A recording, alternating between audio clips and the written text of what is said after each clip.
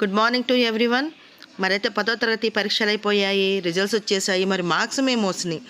మనం రావాలంటే టైం పడుతుంది. దానికంటే ముందుగా షార్ట్ మార్క్స్ మెమోని ఏ విధంగా డౌన్లోడ్ చేసుకోవచ్చు ఒకసారి గమనిద్దాము.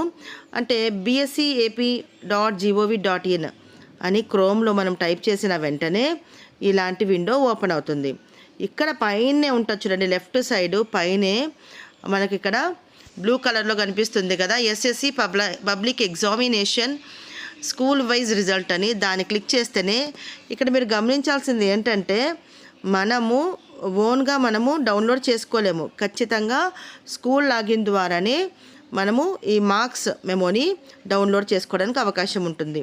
కాబట్టి స్కూల్ హెచ్ఎం ద్వారా మనము దీన్ని యూజర్ నేమ్ పాస్వర్డ్ క్యాప్చర్ చేసిన తర్వాత మనము ఎంటర్ అయిన తర్వాత మనం మార్క్స్ మెమోని డౌన్లోడ్ చేసుకోవచ్చు. ఈ అవకాశము స్కూల్కి వెళ్ళే మనం చేయాల్సి ఉంటుంది.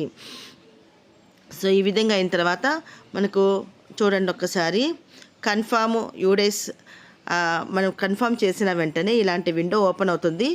ఇక్కడ టాప్లో లెఫ్ట్ సైడు పైన వచ్చేసి మార్చ్ 2026 స్కూల్ వైజ్ రిజల్ట్ ఉంది కదా, దాన్ని మనము ఒకసారి క్లిక్ చేసిన వెంటనే ఆల్ స్టూడెంట్స్ అంటే పాస్ అయినా ఫెయిల్ అయినా అందరి స్టూడెంట్స్ యొక్క హాల్ టికెట్ నంబర్స్ తర్వాత వాళ్ళ పేరు మనకి ఇక్కడ కనిపించడం జరుగుతుంది.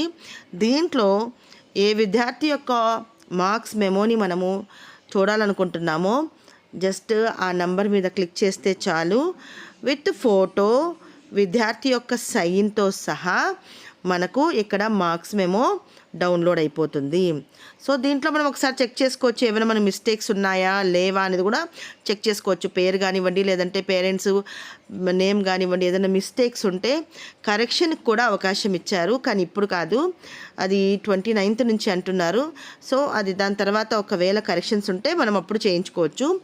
అంతేకాకున్నట్టుగా ఇక్కడ ఈ మార్క్స్ మెమోని మనం డౌన్లోడ్ చేసుకొని హెచ్ఎం ద్వారా మనం సిగ్నేచర్ చేసి దీన్ని మనము యూస్ చేసుకోవచ్చు అన్నమాట. సో ఈ విధంగా అంటే ఇప్పుడు ఇంతకుముందు ఎప్పుడు జరగలేదు, ఇది మొట్టమొదటిసారిగా జరుగుతుంది. షార్ట్ మార్క్స్ మెమోని ఇలా విత్ ఫోటోతో సహా మనం డౌన్లోడ్ చేసుకొని వీటిని మనము కాలేజీలకి అంటే మనం ఎక్కడైనా జాయిన్ అవుతుంటే దాన్ని మనం తీసుకొని దీన్ని యూస్ చేసుకొని చేయడానికి అవకాశం ఉంటుంది. ఒరిజినల్ మెమో రావడానికి ఇంకా టైం పడుతుంది కాబట్టి దీన్ని ఉపయోగించుకోవచ్చు. సో ఏదైనా మిస్టేక్స్ ఉన్నా కానీ మనము కరెక్షన్ చేసుకోవడానికి అవకాశము ఇస్తారు.